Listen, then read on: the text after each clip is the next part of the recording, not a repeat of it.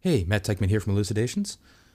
Before we get going today, I just thought I'd ask if you're a fan of the show to maybe go to our iTunes page and leave a rating and/or review, and that way more people can discover it. All right, thanks.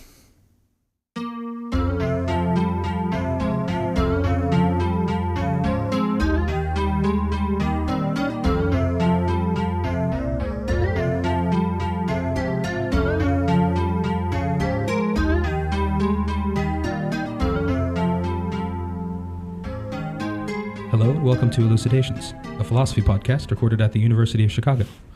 I'm Matt Teichman. And I'm Dhananjay Jagannathan. With us today is Julia Annis, Regents Professor of Philosophy at the University of Arizona. And she is here to discuss virtue ethics. Julia Annis, welcome. Welcome. Thank you for inviting me.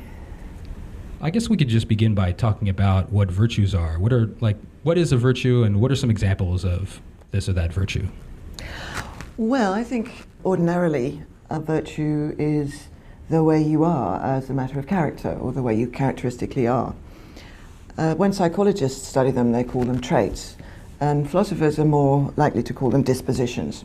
So it's the way you are which is reliable, but it doesn't mean reliable in that you do it a lot. I think it's easier to take some examples. I think we all think honesty is a virtue, bravery is a virtue, compassion is a virtue. And you're not compassionate just because you do a compassionate thing on one occasion, or even because you might do it reliably. It's a matter of doing it for the right reasons, and also having the right feelings about it. Somebody who's compassionate but regards it as a drag isn't yet compassionate. So there are a number of factors that go into what a virtue is, but I think it's pretty recognizable what some virtues are at any rate. Could you tell us something about what virtue ethics is, and whether there are other approaches that also talk about virtue?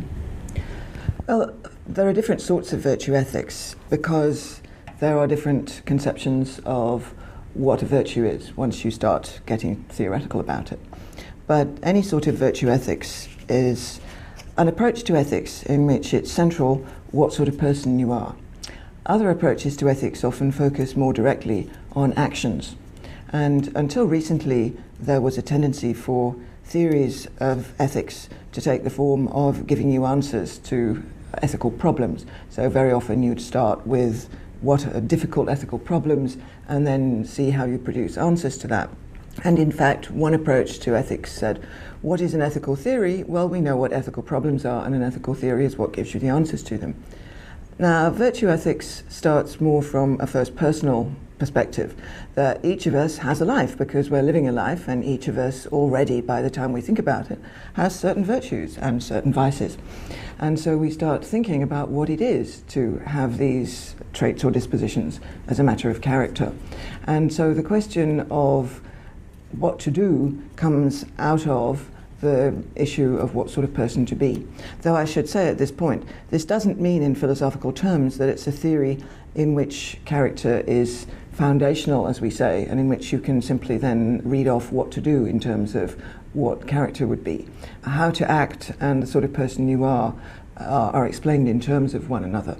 And in fact, virtue ethics doesn't think that there's any one concept in ethics that's foundational, such that you can start from that, understand it, and everything else in the theory falls out of that. Virtue ethics typically has a more holistic form, by which we mean all the elements in it are interdependent, and so there's no one place where you can start, and that's the foundation, and if you've got that, you've simply then just got to derive all the rest.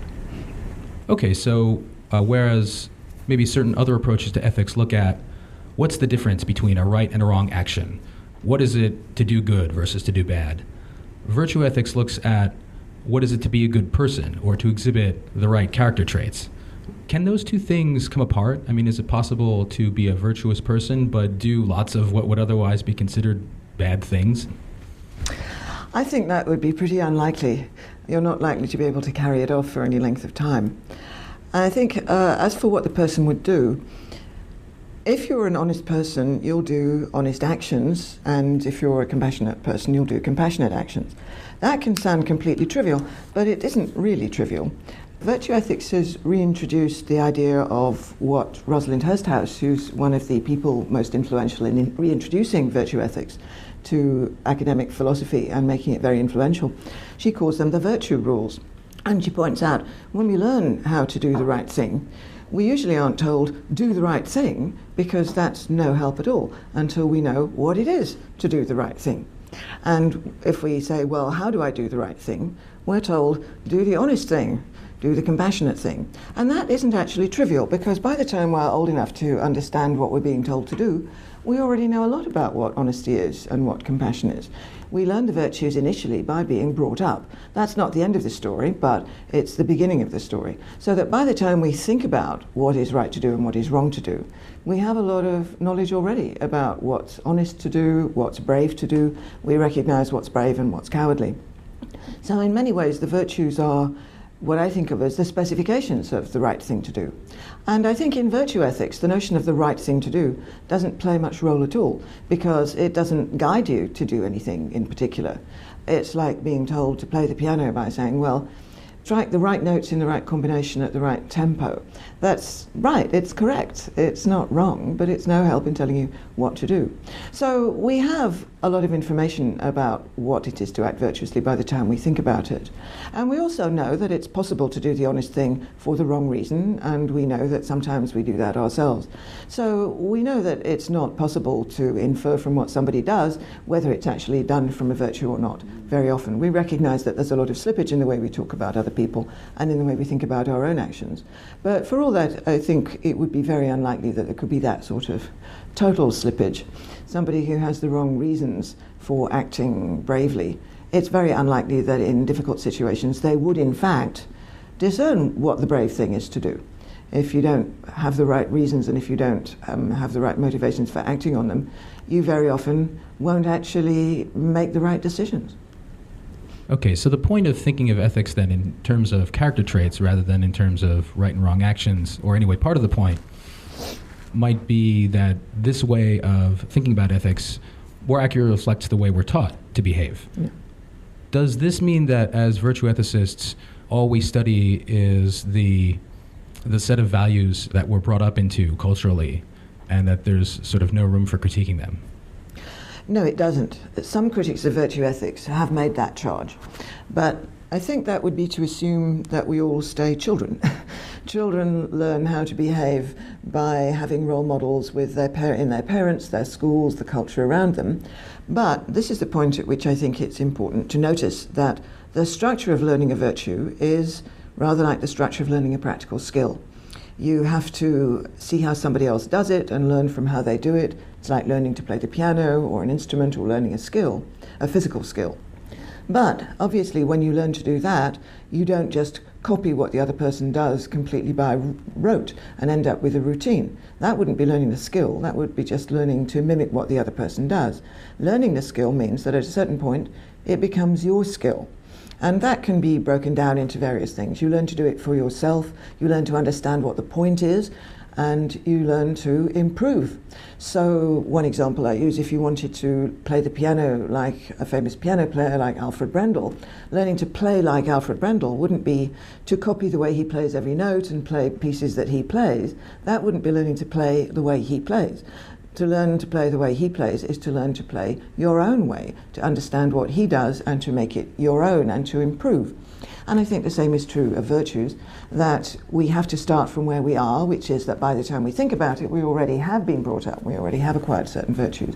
But we don't have them as virtues rather than just mere habits, unless we make them our own dispositions. And that means that we learn for ourselves and we reflect.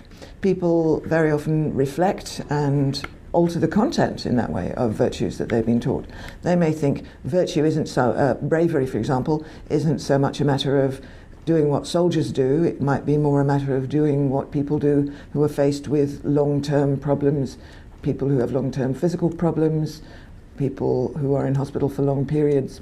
So we might come to think of bravery more in terms of enduring and being positive about problems that you have from day to day, rather than doing the sorts of things action heroes in cinemas do. And that's just one example. if you've been brought up by your parents to be honest about money but not honest about truth, you may think, well, honesty about truth matters too. So we're all trying all the time to acquire virtues just as we live, because we're always being faced with different situations just as we grow up and age. And so all of us, willy-nilly, go beyond what we've been taught and how we've been brought up. And it's part of our own ethical development to continue to learn to be virtuous. You mentioned a couple of times now that we can think about virtues like skills, or at least we can draw some comparisons between the two, especially in the way that we learn them. Skills have been studied in interesting ways by empirical sciences, especially neuroscience. Could you say something about whether the virtues could be studied in the same way? Yes, that's very interesting. It's difficult, of course, to operationalize virtue in any way that psychologists can study, because there's so many different elements, and because virtue is a long-term thing. So you can't bring somebody into a lab and test them once and see whether they're virtuous, because it's a trait. And I don't know about neuroscience, but certainly some psychologists who've studied moral development have also studied the way in which the development of virtue is like the acquisition of practical skills, which has been studied by psychologists for some time. And in particular, Darshan Narvaez and Dan Lapsley at the University of Notre Dame have been studying moral development and the application to that of practical skills. In fact, there's a conference that we hope to organize sometime next year, bringing together psychologists and philosophers on the development of virtue, and we hope that there will be some interdisciplinary insights there. So I think we can certainly study some aspects of it scientifically, and in particular psychologists have done a lot towards breaking down the acquisition of practical skills and what goes on, and I think that's going to be tremendously helpful for studying virtue development. Though, as I say, I don't know how we're going to operationalize the education for virtue in any very close way, because you'd have to track somebody for years to see whether they were truly virtuous, and we can't do that yet. So. Also, presumably, there's the question about, like, how would you measure whether somebody is doing something for the right reason? Yes, that is the problem, right. And that's why a lot of people, in particular, there's some philosophers who think that psychologists who defend something called situationism have come to results that augur badly for virtue ethics. But what they can study is how people act, and of course that's far from the whole of what it is to have a virtue. So you can show that sometimes people don't act in ways that are what's called cross-situationally consistent. They'll be caring in one situation but not in another. But that's only part of what it is to have a virtue, to act in one way rather than another. There has to be a great deal more before we can say we've really studied a virtue scientifically. And certainly the problem that the reasons for which somebody acts may not be obvious, and may not even be obvious to them at the time, means that it is very difficult to operationalize virtue in its full understanding.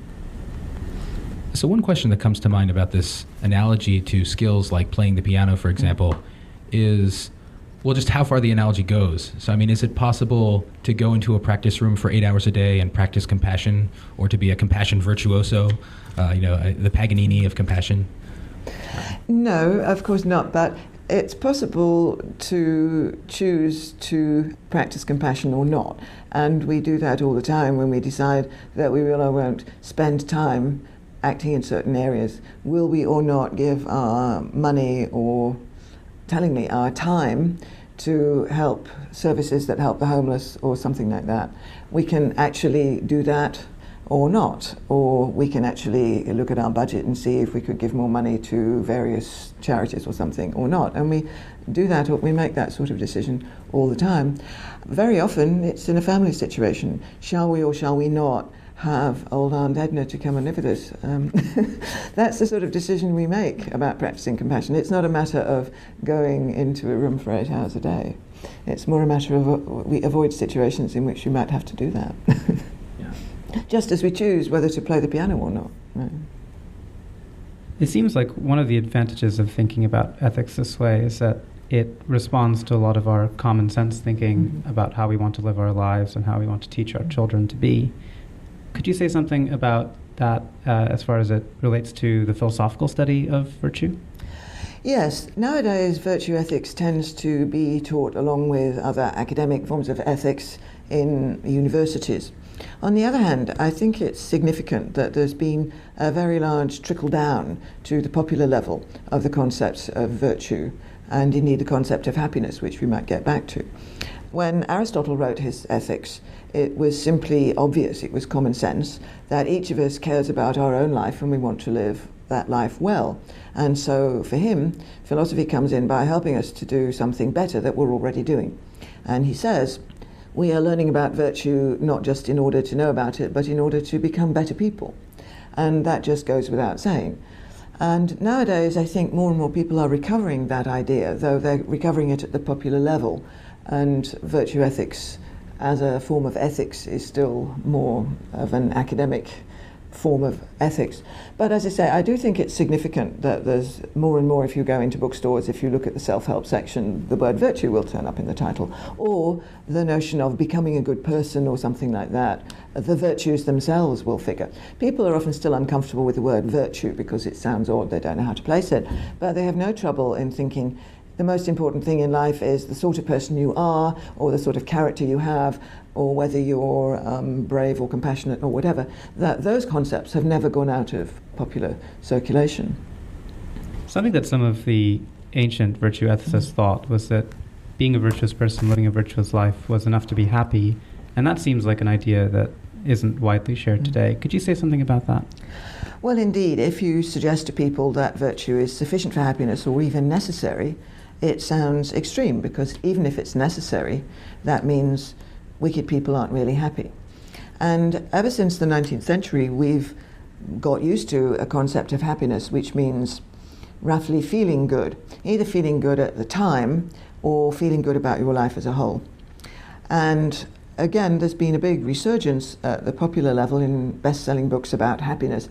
You can find happiness, it sometimes seems, in every other title in the self-help section.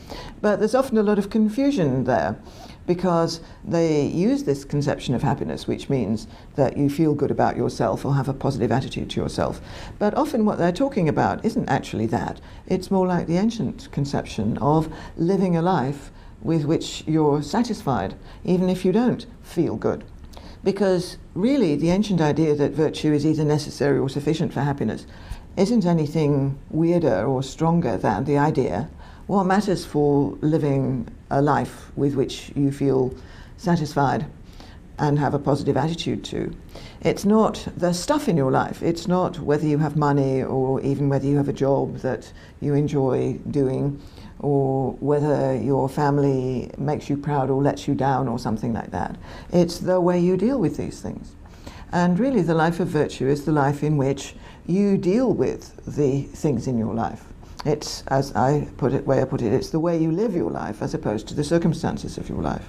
And the idea that virtue is sufficient for happiness is the idea, which admittedly is a strong one. You can be happy whatever the circumstances of your life, because however bad the circumstances of your life, there's always a difference between dealing with them badly and dealing with them well. And in the ancient world, the Stoics said virtue is sufficient for happiness, so an emperor like Marcus Aurelius can live happily or not, a slave or ex-slave like Epictetus can live happily or not, because it's always up to you to deal with the circumstances of your life well or badly. And a lot of people resonate more to that idea than they know, or at least they resonate more to the idea that it's necessary to deal with your life well, that just having money or 2 cars or a big house and so on, those things don't make you happy. Rather, it's the place you give them in your life that makes you happy or not. So money doesn't give itself the place in your life that it has. You give money the place in your life that it has. And a lot of people, and even self-help books, actually are putting forward this idea, at least part of the time, although we so strongly still have this strand of happiness that in our minds that it's got to involve feeling good, that sometimes the results are often quite confused, I think. Because obviously, dealing well with the circumstances of your life, even if they're very bad, won't necessarily make you feel great or, feel perky in an extrovert kind of way. So it seems like one way that some perhaps hedonistic or utilitarian philosophers have thought about happiness is in terms of feeling good. But there are more sophisticated approaches, like thinking about happiness in terms of getting what we want, where that includes maybe long-term commitments and doesn't just involve feeling pleasure. Well, I think the basic problem with the desire satisfaction account is that it's what I call static. You want certain things and then you get them, and then you've got them. So if you want a big house in the suburbs and you get it, then you've got it. What then? There's got to be some other desire that you have that gets you to do anything to fulfill it. So I think what's fundamentally wrong about the desire fulfillment account of happiness is it's not dynamic. That happiness is how we live our lives in a dynamic kind of way. The desire satisfaction account of happiness suggests that if we got what we want, it's done, we've got it. But that obviously doesn't make us happy, because we've got to get up the next day and go on living. What is to propel us forward? I think that's what's basically wrong with hedonistic accounts too. However sophisticated their account of pleasure, there's something you want that gives you pleasure and then you get it, and then what? Whereas the account of happiness, which involves living your life as a whole, is always dynamic. We're always living our lives. It makes it seem hard work perhaps. We're never done. We've never got the prize and then we can go home. The prize is the way we're living now, and there's got to be something about that that propels us forward to make life meaningful. Otherwise, we're just relying on having desires to keep us going, or our life would become completely boring and there'd be no reason to go on with it.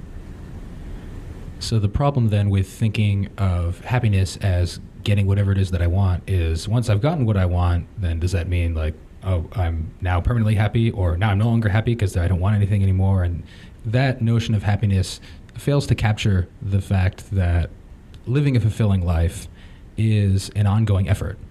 But nonetheless, it does seem that living a fulfilling life does involve sort of setting goals for oneself. So does this mean that happiness is ultimately not about the setting of goals, or does it mean that the setting of goals is only just sort of a part of the act of living a fulfilling life? Well, I would answer that by saying I think there's a big difference between setting goals and having desires. That we may not notice what the problem is with the desire satisfaction account, because we always do have desires. But if you say, what would it be if our desires happened all to be satisfied, then you get the problem about what would propel us forward. But a goal or aim is something we set for ourselves.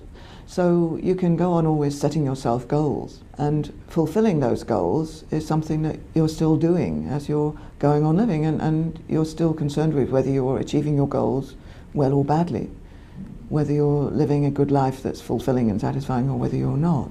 And that's something you're doing. I think, interestingly, the ancient conception of happiness always included the idea that it's active, it's something you're doing. And that's something that's lacking from all the desire satisfaction and hedonistic accounts of happiness, that idea that happiness is active, it's the way you're living, things you're doing, just sort of dropped out from Bentham onwards. And you find it in Mill, but then to the extent you do, he's not really a hedonist. He's reverting back to something more like the Aristotelian account of happiness. There are lots of different kinds of virtue ethics, some of them based on more modern philosophers like Hume and Nietzsche. But so many of the people writing about virtue ethics today draw on Plato, Aristotle, and the Stoics. And in the ancient Greek world, virtue ethics was really the norm. What happened? Well, I think the 19th century happened. I don't think there's a single answer you can give. But I think until the end of the 18th century, there was a general assumption that ethics is about virtue and happiness. And of course, you get very different conceptions of what virtue and happiness are. In the Middle Ages, of course, you find versions that give it a religious content. But in the 18th century, something happens, or as I say, a lot of things happen. And we lose the idea of happiness as the fulfilling and satisfying living of a life. And it gets to be what Bentham says it is. It's just pleasure and pain is just the way you feel. I think some of the reason that continued is that that's a convenient conception that can be operationalized in various social sciences. And you find in the social sciences that conception of happiness has had a long life and is in some places still alive. And obviously you can study it scientifically, whereas the ancient conception of happiness is hard to operationalize and study scientifically. But I don't think that can be the only reason. And I think really sociologists of thought have to work out exactly why that happened. And similarly, why has virtue and virtue ethics had a big renaissance? Again, I don't think there can be just one reason. I think on the level of academic ethics, the reason is after the 40s and 50s, and indeed into the 60s when I was a graduate student, ethics had just become, on the one hand, the constant battles between a form of utilitarianism and a form of what's called deontology. That's a rival theory that privileges the idea of actions being right or wrong without a great deal of theory behind it. And those had just got very boring because it had just become obvious what all the moves were, and nobody could think of anything very original to do except in details.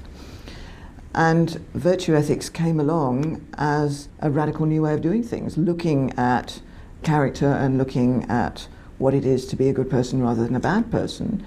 And that really, I think, struck a note with people, because I don't think that way of looking at ethics has ever gone out of use, as it were, in terms of what people do. It had certainly fallen out of academic ethics. It had become sub-theoretical, but it had never actually gone away. And once people started noticing it, it became established. And indeed, modern academic ethics has improved all across the board. That is, utilitarianism has become a great deal more sophisticated. Deontology is still going, but people have got much more interested in Kantian ethics, which is a much richer form of ethics. And indeed, Kant has his own form of virtue ethics in the theory.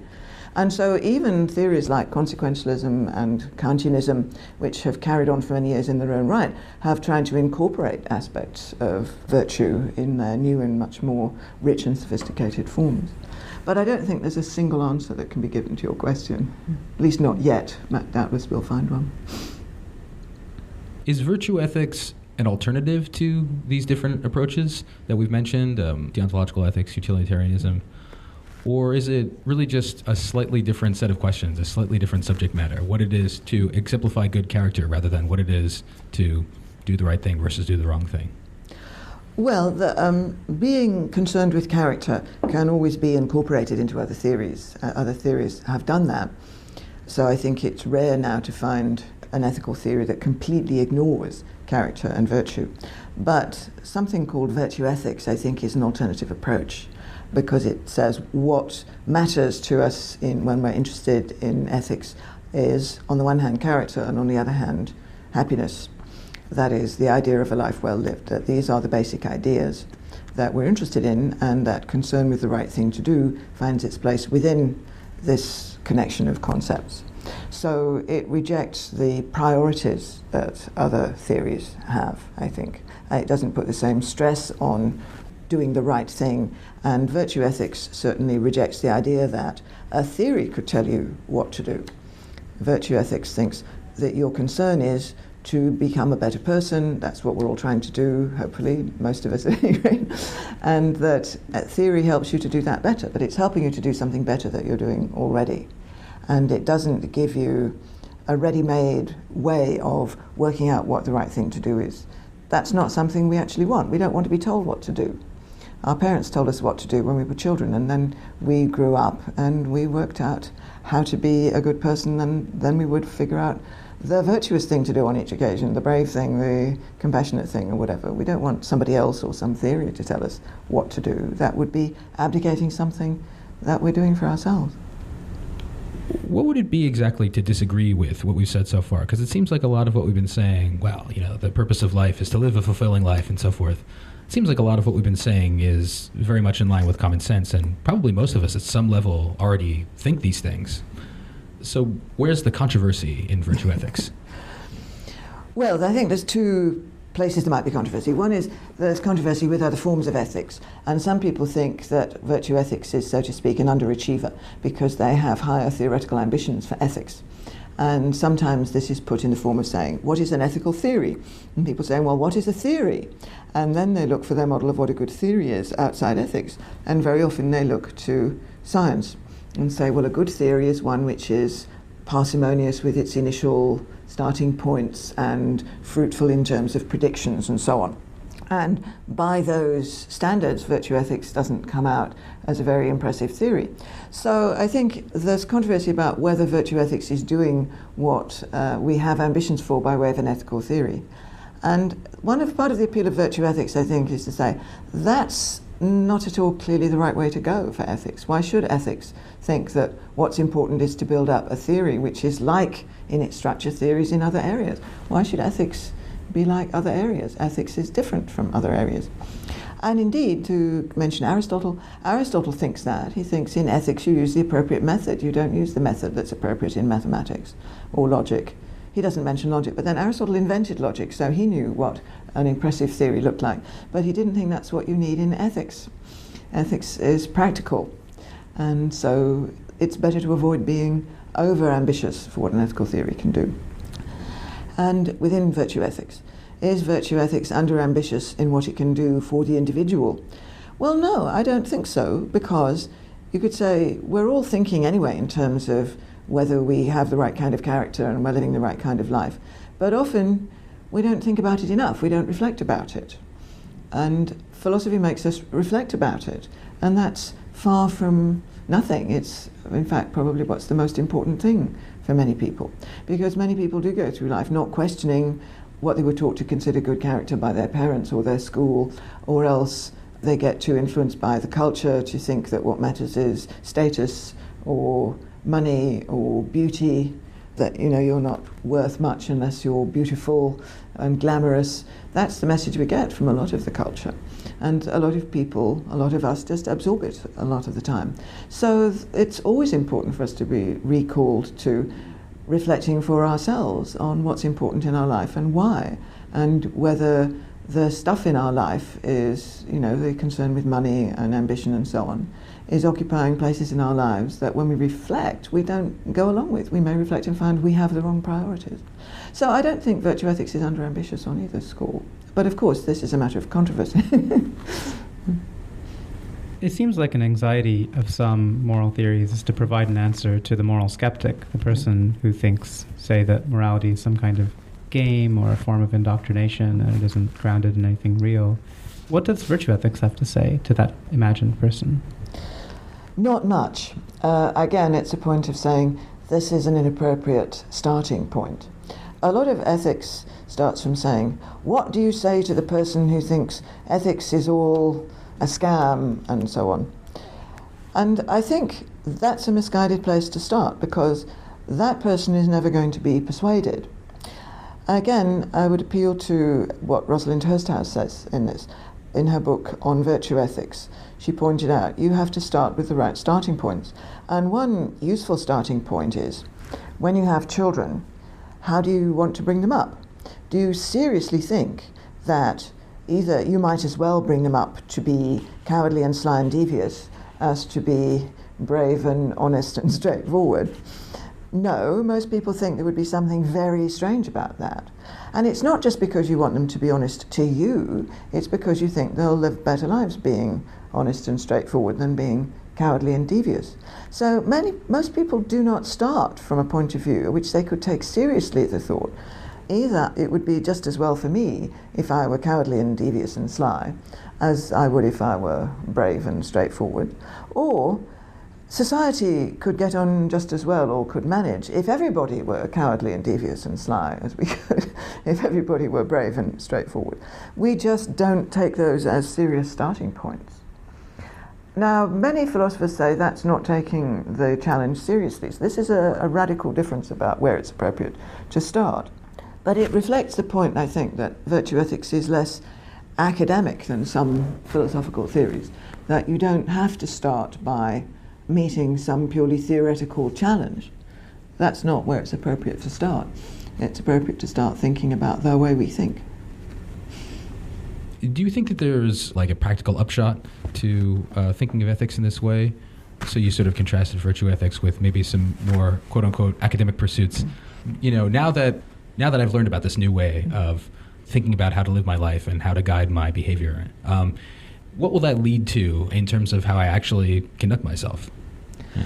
Well, what actions it will result in will depend on who you are and how you're positioned. In a doctor, the results will be different from in a soldier, for example. So virtue ethics will be about how you do what you do, rather than saying, drop everything and be virtuous. I mean, that would be completely empty.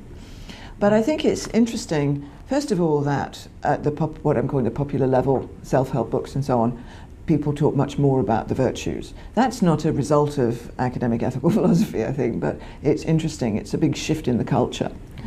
And again, I don't have an answer as to why that's come about. But also I think it's interesting that virtue ethics plays quite a big role in applied ethics. That if you look at books on applied ethics or look at the huge number of courses in applied ethics that have sprung up, it's clearly been found a fruitful approach in legal ethics, engineering ethics, bioethics, all these different approaches of applied ethics. It's clearly been found very applicable by the people who do applied ethics. Why do you think that might be? Is it because of what we talked about earlier, namely the fact that the virtues are something that you can try to teach to your children? Or, why is it that virtue ethics is easier to apply?